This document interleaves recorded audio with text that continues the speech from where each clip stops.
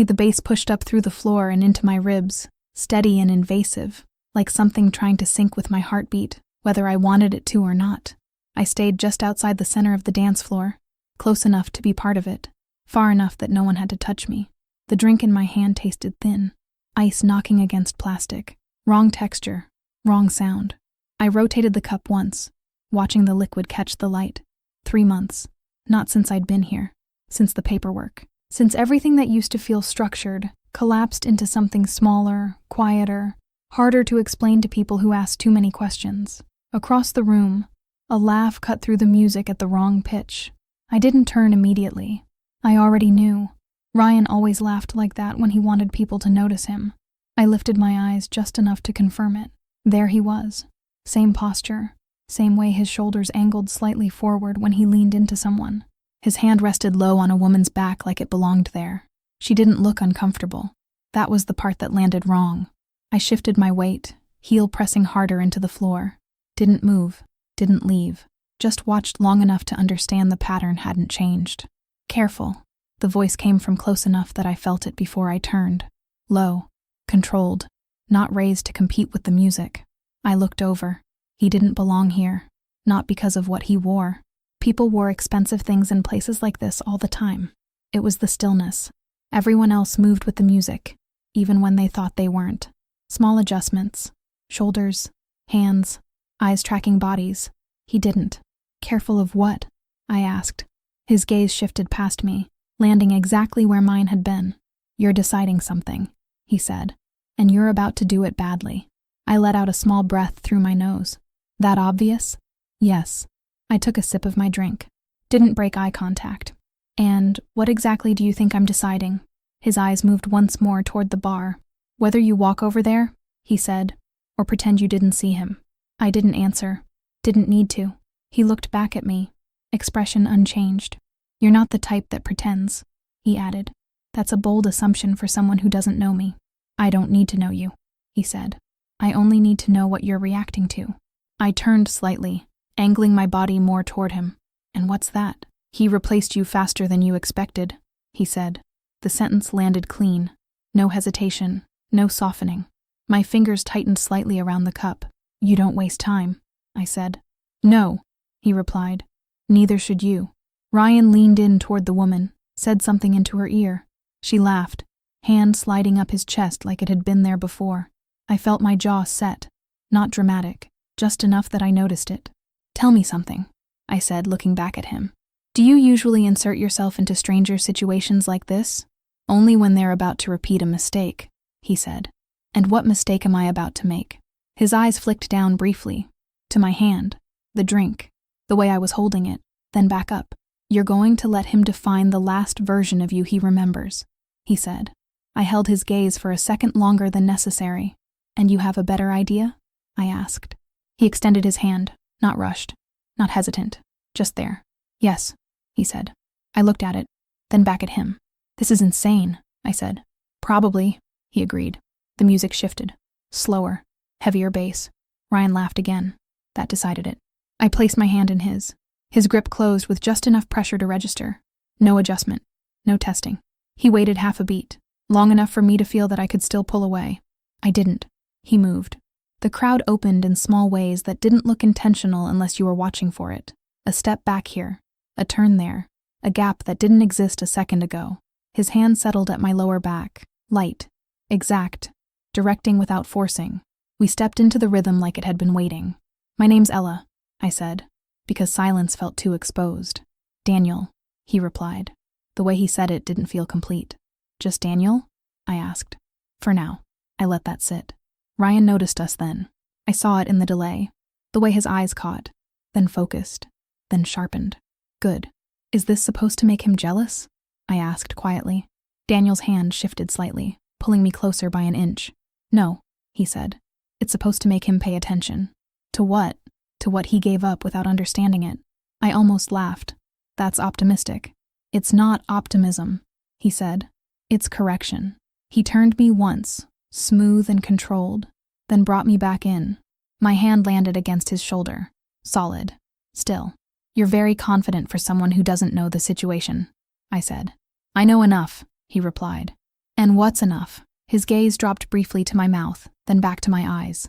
You didn't leave when you saw him, he said. That tells me everything I need. My breath caught for half a second. I didn't respond. Ryan started moving toward us.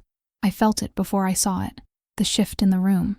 The way space tightened slightly in front of him. He's coming, I said. I know, Daniel replied. His tone didn't change. Do you want him stopped? He asked. The question was too direct. No, I said. I want him to come over. Daniel studied me for a moment, then nodded once. Stay where you are, he said.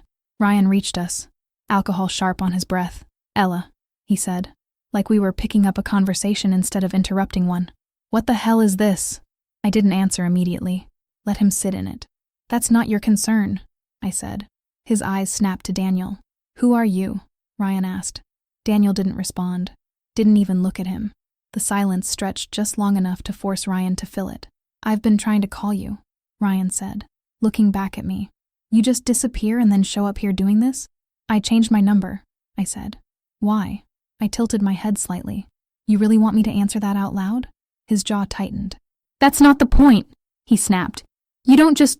Daniel moved. Not fast, not aggressive, just enough. He stepped forward, placing himself between us like it had always been the intended position. Ryan stopped mid-sentence. Daniel's hand came up, resting lightly against Ryan's chest. Not pushing, just there. That won't continue, Daniel said. His voice stayed low. Ryan laughed. Too quick. Stay out of it, he said. This is between me and my wife. Ex-wife, I corrected.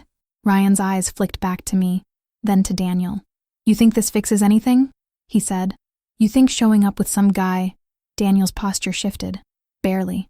Ryan noticed. 2 men appeared behind him. I hadn't seen them approach. One leaned in, said something low. Ryan's face changed immediately, color draining, shoulders tightening, then dropping. He looked at Daniel again, really looked this time. This isn't over, he said, but it came out thinner.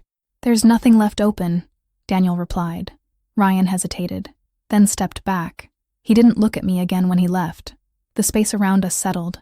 My legs felt slightly unsteady now that the tension had somewhere to go. Daniel's hand moved from my back to my arm.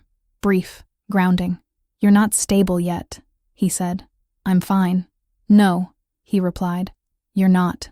He guided me toward a booth I didn't remember noticing earlier. I sat. A glass was already there. Not plastic, not watered down. Clear. Cold. Still. You replaced my drink, I said. Yes. When? While you were occupied. I picked it up. Took a sip. Stronger. Cleaner. Real. How many people are you here with? I asked. He sat across from me, not answering directly. Enough, he said. I leaned back slightly, studying him. You do this often? I asked. Do what? This, I said, gesturing vaguely. Stepping in. Rearranging things. His gaze held mine. Only when it matters, he said. And this mattered? He didn't answer immediately. Instead, he watched me. Not scanning, not judging, just watching. You asked me to dance, he said. That's not a reason. It is to me. Before I could respond, his phone buzzed. He silenced it without looking. You're not going to check that? I asked. No, that seems irresponsible. It's already handled, he said. I frowned slightly. That's not how phones work. No, he said. It's how I work. I looked at him for a second longer than necessary. Who are you? I asked again. He leaned back slightly, one arm resting along the back of the booth. Someone who doesn't like loose ends, he said. That's vague. It's sufficient. His phone buzzed again. This time, he stood. I need a moment, he said. He stepped away. One of the men from earlier shifted closer to the edge of the booth. Not intrusive, just present. I watched the room differently now. People avoided the immediate area without looking like they were avoiding it. Staff moved faster near us. No one interrupted. When Daniel returned, something about him had sharpened. Not visible, but there. Everything okay? I asked. Yes, he said. Now it is. I nodded slowly. I should go, I said. You can, he replied. He didn't move, didn't stop me. The option sat there. I didn't stand. Or, he added, you can stay. I glanced toward the door, then back at him. Why would I stay? I asked. His gaze held mine. Because you haven't figured out yet, he said. Why you didn't leave when you saw him. The question landed deeper than it should have. I looked down at the glass in my hand, then back up. 5 minutes, I said. Daniel nodded once. 5, he agreed. The music shifted again. Something slower threaded under the bass, but I barely noticed it anymore. 5 minutes turned into something less measurable the second I stopped checking the time. Daniel didn't fill the silence. That was the first thing I noticed. Most people did. They rushed to explain themselves, to soften edges, to keep conversations moving so nothing settled too long. He didn't. He let things sit exactly where they landed. You do this on purpose, I said finally. Do what? Say just enough to make someone stay, I said, and then stop. A faint shift at the corner of his mouth, not quite a smile.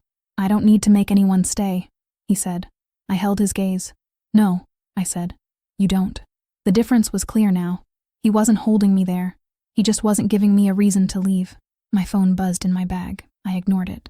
Daniel noticed. You're not going to check that? He asked. Not right now. Why not?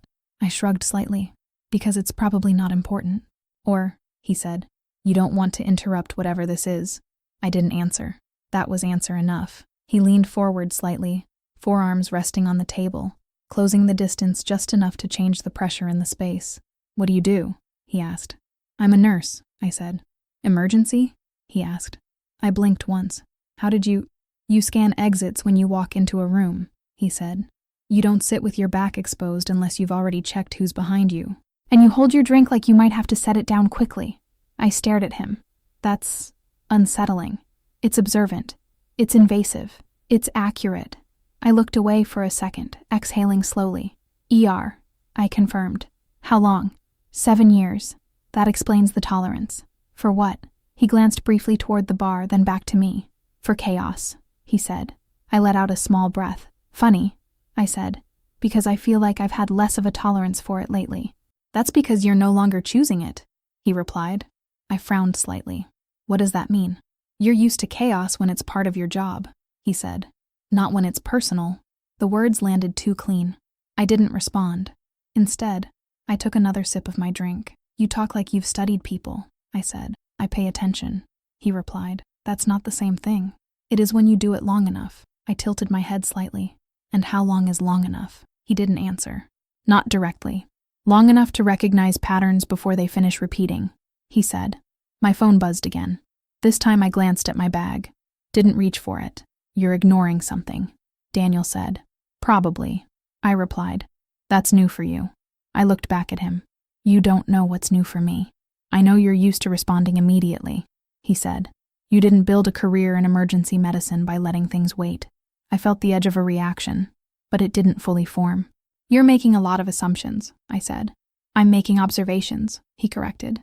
Same difference. No, he said. One is guesswork. The other is confirmation. I studied him for a second longer than necessary. You always this sure of yourself? I asked. No, he said. That answer caught me off guard. No? I repeated. No, he said again. Only when I am. I let out a short breath, shaking my head slightly. That's not an answer. It's the only one you're getting. Silence settled again, but it felt different now.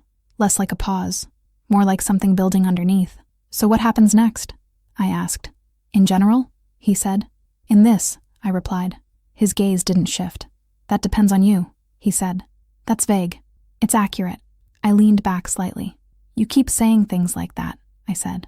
Like you're not directing this entire situation. I'm not directing anything, he said. I raised an eyebrow. You inserted yourself into it. Yes. You moved me across the room. Yes. You handled my ex without even knowing him. Yes. And you're telling me you're not directing anything? I'm removing obstacles, he said. That sounds like the same thing. It isn't. I held his gaze. What's the difference? He leaned back slightly, mirroring my posture now. Direction forces an outcome, he said. Removal allows one. I sat with that for a second. Didn't fully agree. Didn't fully disagree either. That's a convenient way to frame it, I said. It's a precise way to frame it. My phone buzzed again. This time, Daniel's eyes dropped briefly toward my bag. You should check it, he said. Why? Because it's not random. I frowned. You don't know that. No, he said. But I know patterns. I hesitated, then reached into my bag, pulling my phone out. 3 missed calls. Unknown number. A text. I opened it. We need to talk about the transfer. It didn't go through the way you think. My stomach tightened slightly. I read it again. What is it? Daniel asked. I didn't answer immediately, just handed him the phone. He glanced at the screen once, then handed it back. That's not resolved, he said. No, I replied. It's not. I locked my phone, placing it back on the table instead of in my bag. You knew that was coming, I said. No, he replied. Then why did you tell me to check it? Because problems like that don't disappear, he said. They wait. I exhaled slowly. That's exactly what I didn't need tonight. And yet, he said, it's here. I looked at him. You're very calm about this. It's not complicated, he said. It feels complicated. That's because you're still inside it. I leaned forward slightly. And you're not? No, he said. Why? Because it's already defined. I stared at him. Then define it, I said. He held my gaze for a moment. Someone moved money they weren't supposed to, he said, and they expected you not to follow it. My fingers tightened slightly against the edge of the table. That's a big assumption. It's the only one that fits. I didn't respond, because it did fit, too cleanly. You don't even know the details, I said. I don't need them, he replied. That's not how things work. It is when the outcome is predictable. I shook my head slightly. You're doing it again. Doing what? Acting like everything is already decided. Not everything, he said. Just the parts that matter. The words sat heavier than they should have. I looked down at my phone again, then back up. What would you do? I asked. He didn't hesitate. I'd find out who initiated the transfer, he said. And then? I'd make sure it doesn't happen again. That's vague. It's intentional. I leaned back, crossing one leg over the other. You're not giving me anything concrete, I said. I am, he replied. You're just not used to hearing it this way. I studied him again. You're not surprised by any of this, I said. No. Why?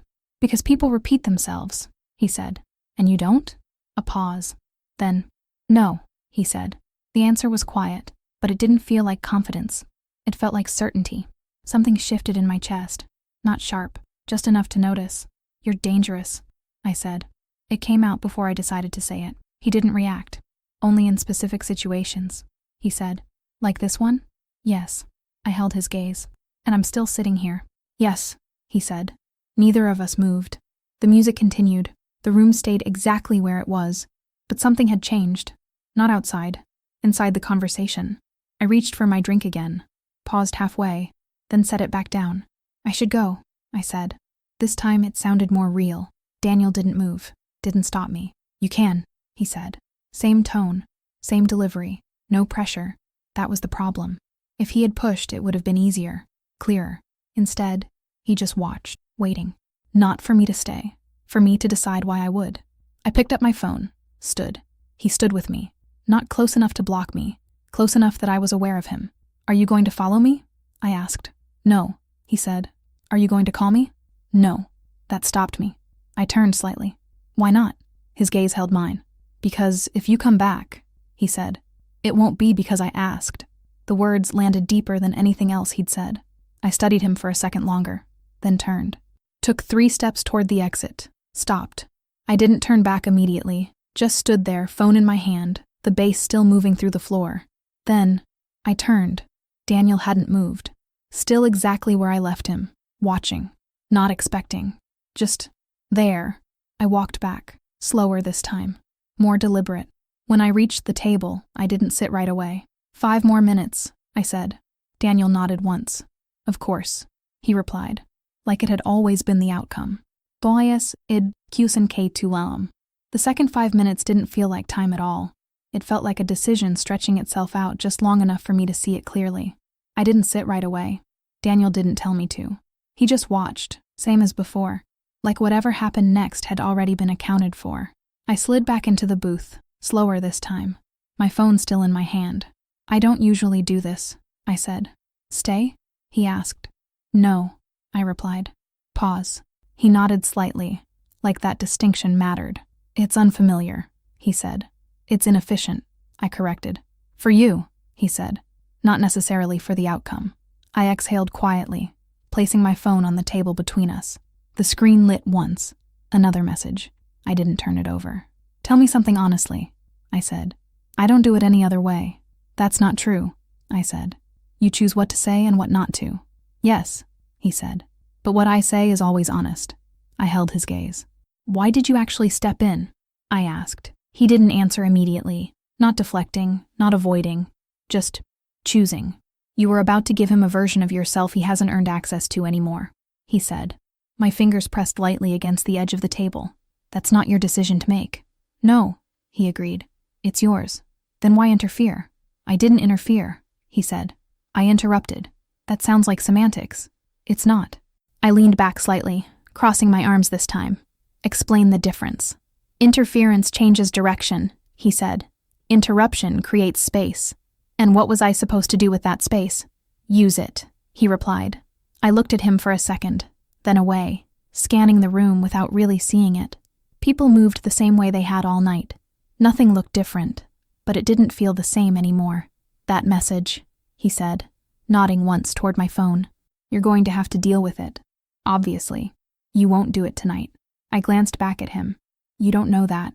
I do, he said. Why?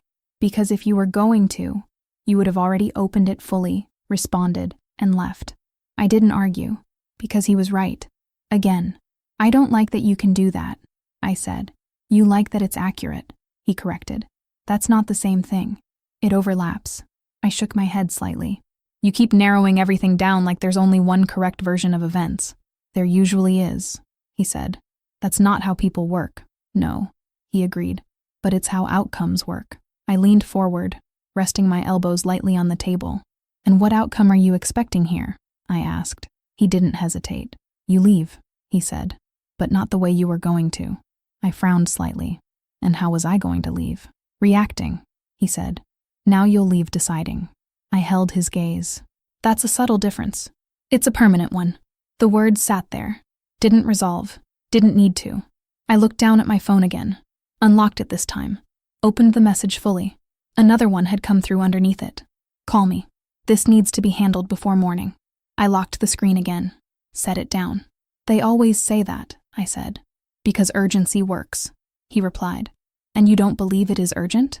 I believe it's controlled, he said. By who? The person who sent it. I considered that. They're trying to force a timeline, he continued. That benefits them. And you think ignoring it benefits me? I think choosing when to respond does. I let out a slow breath. That's risky. So is reacting immediately. I tapped my fingers once against the table, then stopped. You're very comfortable with risk, I said. I'm very comfortable with clarity, he corrected. And you think this is clear? Yes. Then say it. A pause. Then, you don't trust the situation, he said. But you're used to managing things quickly, so your instinct is to resolve it before it grows. I stayed still. That instinct is what got you into it, he added. The sentence landed deeper than the others. Not louder, just heavier. You don't know that, I said, but it came out quieter. I do, he said. Silence settled again. But this time, it didn't feel open. It felt like something closing. Not in a bad way. Just finalizing. I reached for my drink, finished it, set the glass down with a soft click. Okay, I said. Daniel didn't respond, just waited. I'm leaving, I continued. He nodded once. I know.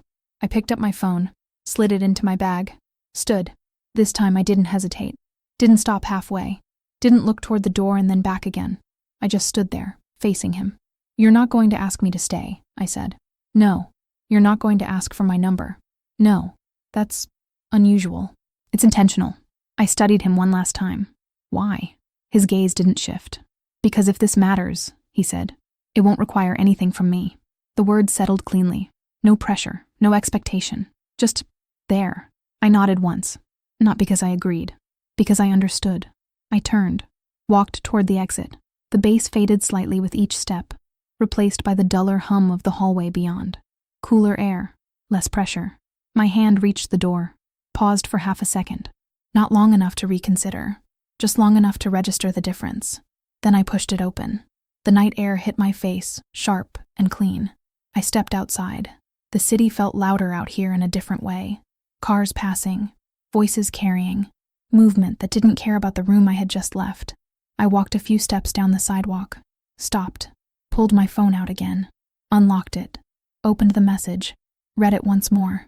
My thumb hovered over the call button. Then, I lowered the phone, locked the screen, slid it back into my bag. Not avoidance, not delay, choice. I exhaled slowly, looked up, and started walking. Behind me, the door to the club opened briefly, lights spilling out, music pushing through for a second, then closing again.